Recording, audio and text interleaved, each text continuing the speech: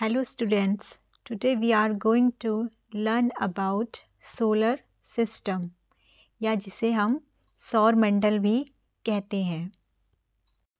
हमारे solar system में 8 planets हैं। 2006 से पहले हमारे सोलर सिस्टम में 9 प्लैनेट्स होते थे। 24 अगस्त 2006 से प्लूटो, जो कि हमारा 9th नंबर का प्लैनेट होता था, उससे प्लैनेट की श्रेणी से हटा दिया गया है। आज हम सभी 8 प्लैनेट्स के बारे में सीखेंगे। हमारे सोलर सिस्टम का सेंटर ऑफ पॉइंट है सन। सन के चारों तरफ ही हमारे 8 प्लैनेट घूमते हैं। हमारे इन 8 प्लैनेट्स को 2 तरीके से डिवाइड किया गया है, इनर प्लैनेट और आउटर प्लैनेट। इसी सौर सिस्टम में हमारा एक एस्टेरॉयड बेल्ट होती है, या जिसे हिंदी में क्षुद्र ग्रह घेरा कहते हैं। सन और एस्टेरॉयड बेल्ट के बीच में हमारे जो 4 प्लैनेट्स आते हैं, वो चारों प्लैनेट्स इनर प्लैनेट कहलाते हैं। इसमें फर्स्ट है हमारा Mercury, then Venus, Earth and Mars. ये चारों इनर प्लैनेट कहलाते हैं। एस्टेरॉयड बेल्ट से नेपच्यून तक 4 प्लैनेट होते हैं। ये 4 प्लैनेट्स आउटर प्लैनेट्स कहलाते हैं। ये 4 प्लैनेट्स हैं Jupiter, Saturn, Uranus and Neptune. ये 4 प्लैनेट आउटर प्लैनेट कहलाते हैं। हम स्टार्ट करते हैं सन से, जो कि हमारे सोलर सिस्टम के सेंटर में पाया जाता है। यही सन अर्थ के लिए एक इम्पॉर्टेंट एनर्जी का सोर्स है। इसी सन के चारों तरफ हमारे 8 के 8 प्लैनेट्स मूव करते हैं। सन हमारी अर्थ से 150 मिलियन किलोमीटर दूर है। सन की कंपोजिशन है hydrogen 71%, helium 26.5% and other gases 2.5%। Mercury, या जिसे हिंदी में बुध ग्रह भी कहते हैं, मरकरी सन के सबसे नियरेस्ट प्लैनेट है और हमारे सोलर सिस्टम का सबसे छोटा प्लैनेट भी मरकरी है। मरकरी प्लैनेट के पास कोई भी नेचुरल सैटेलाइट नहीं है और ना ही मरकरी के चारों तरफ कोई रिंग सिस्टम पाया जाता है। मरकरी में कोई भी एटमॉस्फेयर नहीं पाया जाता है। मरकरी वेनस प्लैनेट से कम चमकीला है। मरकरी को सनसेट के बाद वेस्टर्न हॉरिजन के पास देखा जा सकता है या सनराइज से पहले ईस्टर्न हॉरिजन के पास देखा जा सकता है। वेनस प्लैनेट, या जिसे शुक्र ग्रह भी कहा जाता है, शुक्र ग्रह सोलर सिस्टम का सबसे चमकीला ग्रह है। इसे अर्थ का सिस्टर प्लैनेट भी कहा जाता है। इसे मॉर्निंग स्टार या इवनिंग स्टार भी कहा जाता है। वेनस में डेंस एटमॉस्फेयर पाया जाता है। वेनस हमारे सोलर सिस्टम का सबसे हॉटेस्ट प्लैनेट है।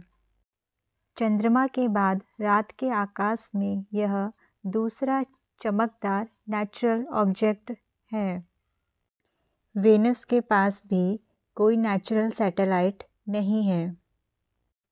अर्थ, या जिसे हम पृथ्वी भी कहते हैं, अर्थ सूर्य से तीसरे नंबर का प्लैनेट है और एकमात्र एस्ट्रोनॉमिकल प्लैनेट है जिस पर जीवन संभव है। अर्थ के पास एक नेचुरल सैटेलाइट है जिसे हम मून कहते हैं। अर्थ और मून के बीच ग्रेविटेशनल इंटरेक्शन के कारण ही टाइड्स आते हैं, या जिसे हम हिंदी में ज्वार कहते हैं। अर्थ का ऑर्बिटल पीरियड 365 डेज़ का होता है। अर्थ का कंपोजिशन है 71% वाटर एंड 29% लैंड। अर्थ को नीला ग्रह भी कहा जाता है। मार्स या मंगल ग्रह, यह सन से 4th नंबर का प्लैनेट है और इसे लाल ग्रह भी कहा जाता है। मार्स पर थिन एटमॉस्फेयर पाया जाता है। मार्स के 2 नेचुरल सैटेलाइट हैं, फोबोस और डीमोस। मार्स की कंपोजिशन है 96% कार्बन डाइऑक्साइड, 1.93% आर्गन, 1.89% नाइट्रोजन के साथ साथ ऑक्सीजन और वाटर भी मार्स पर पाया जाता है। मीथेन भी मार्स के एटमॉस्फेयर में डिटेक्ट की गई है। मार्स का एटमॉस्फेयर अर्थ के एटमॉस्फेयर से काफ़ी मिलता जुलता है। अभी तक हमने सभी 4 इनर प्लैनेट्स के बारे में जान लिया है। अब हम एस्टेरॉयड बेल्ट के बारे में जानेंगे। एस्टेरॉयड बेल्ट में प्रेजेंट एस्टेरॉयड्स सभी प्लैनेट्स की तरह सन के चारों तरफ चक्कर लगाते हैं। सेरेस एस्टेरॉयड एक लार्जेस्ट एस्टेरॉयड है जो कि एस्टेरॉयड बेल्ट में पाया जाता है। एस्टेरॉयड के टूटने से मेटेरॉइड्स बनते हैं या जिन्हें हम उल्कापिंड भी कहते हैं। कई बार हमने इन्हीं उल्कापिंड को अपने पृथ्वी की सरफेस पे गिरते हुए देखा है। अब हम आउटर प्लैनेट्स के बारे में जानेंगे। आउटर प्लैनेट्स में सबसे पहला प्लैनेट है हमारा जुपिटर, या जिसे हम बृहस्पति ग्रह भी कहते हैं। जुपिटर सन से 5th नंबर का प्लैनेट है और हमारे सोलर सिस्टम का लार्जेस्ट प्लैनेट भी जुपिटर है। मून और वेनस के बाद रात के आकाश में यह तीसरा चमकदार नेचुरल ऑब्जेक्ट है।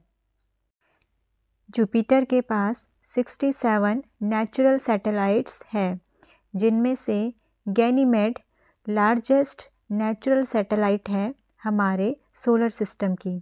जुपिटर का एटमॉस्फेयर गैसीय एटमॉस्फेयर है। सैटर्न या शनि ग्रह, यह सन से 6th नंबर का प्लैनेट है और हमारे सोलर सिस्टम का जुपिटर के बाद दूसरा सबसे बड़ा प्लैनेट है। सैटर्न प्लैनेट के जो चारों तरफ रिंग है, वह रिंग बर्फ़ और बर्फ़ से ढकी चट्टानों से बनी हुई है। इसके साथ ही साथ सैटर्न के एटमॉस्फेयर में अमोनिया क्रिस्टल की प्रेजेंस की वजह से सैटर्न का कलर येलो पाया जाता है। टाइटन लार्जेस्ट नेचुरल सैटेलाइट है सैटर्न की।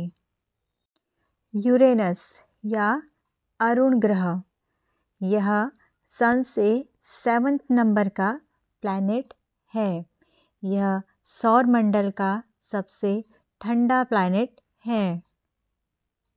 यूरेनस का एटमॉस्फेयर जुपिटर और सैटर्न के समान ही है, पर यूरेनस में अमोनिया, मीथेन और वाटर अधिक पाया जाता है। यूरेनस के चारों तरफ रिंग सिस्टम पाया जाता है। यूरेनस के पास 27 नेचुरल सैटेलाइट है। नेपच्यून या वरुण ग्रह, नेपच्यून सन से 8th नंबर का प्लैनेट है और सन से सबसे दूर पाए जाने वाला प्लैनेट भी नेपच्यून है। नेपच्यून और यूरेनस को आउटर सोलर सिस्टम का ट्विन्स भी कहा जाता है। यह हाइड्रोजन और हीलियम के थिक एटमॉस्फेयर से घिरा हुआ है और इसमें बर्फ का उच्च अनुपात पाया जाता है। नेपच्यून के पास 14 नेचुरल सैटेलाइट पाई जाती है। प्लूटो एक ड्वार्फ प्लैनेट है। यह सोलर सिस्टम का लार्जेस्ट ड्वार्फ प्लैनेट है। यह क्यूपर बेल्ट में पाया जाता है। यह भी और प्लैनेट्स की तरह सन के चारों तरफ चक्कर लगाता है। चेरॉन प्लूटो का लार्जेस्ट नेचुरल सैटेलाइट है। मून, या हम जिसे चंद्रमा भी कहते हैं, यह अर्थ का नेचुरल सैटेलाइट है। मून 5th लार्जेस्ट सैटेलाइट है हमारे सोलर सिस्टम का। मून की लाइट को अर्थ पे पहुंचने के लिए 1 सेकंड का समय लगता है और मून का रेवोल्यूशन पीरियड 27 डेज का होता है। नील आर्मस्ट्रॉन्ग वह पहले व्यक्ति थे जिन्होंने 29 जुलाई 1969 को अपना पहला कदम चांद पर रखा था।